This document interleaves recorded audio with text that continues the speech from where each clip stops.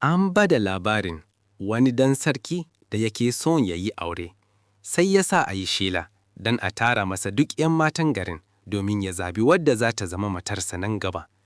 Nan da nan, 'yan matan suka fara shiri domin halartar wannan babban taron biki na alfarma. A cikinsu kuwa akwai wata yarinya talaka, 'yar gidan wata baiwa. Zuciyarta ta dade tana ƙaunar wannan dan sarkin, har tana mafarkin cewa wata rana ita ce za ta zama matarsa.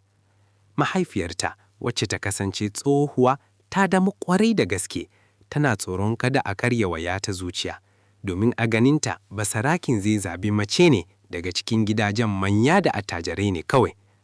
Amma sai ya ta ce, "Karki damu inna, ko da a ce bai zabe ni ba, zan yi tafiyata, domin babu abin da na rasa."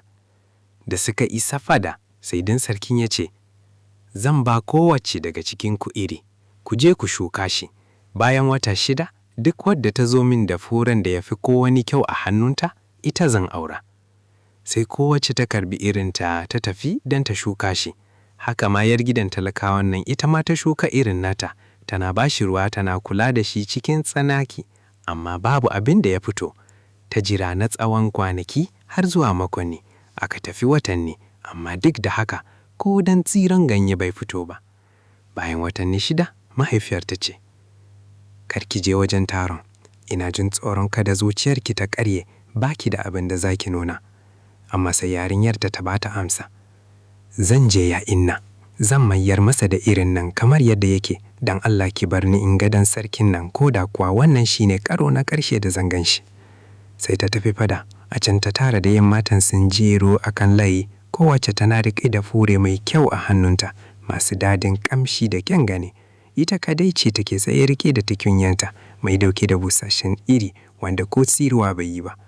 Da dan sarkin ya zo yana duban furen ne, sai ya tsaya a gabanta, ya kalli irin nata da bai tsiro ba, sannan ya ce, "Ina son in aure ki." Sauran 'yan matan suka yi mamaki, suka ce, "Ta yaya za ka zabe ta, ita da ba ta zo da fure ba ma?" Sai dan sarkin ya ce, "Irin da na baku duk matatu ne, ba sa tsiro, dukkan kun musanya irin da na baku da wani. Ita kadai ce ta dawo da abin da na bata, ita kadai ce mai gaskiya a cikinku, ni kuma ina son kawo sarawunya mai gaskiya domin ta mulki cikin masarautata." Haka dan sarkin ya aure ta, kuma daga baya ta zama sarawunya mai adalci da gaskiya.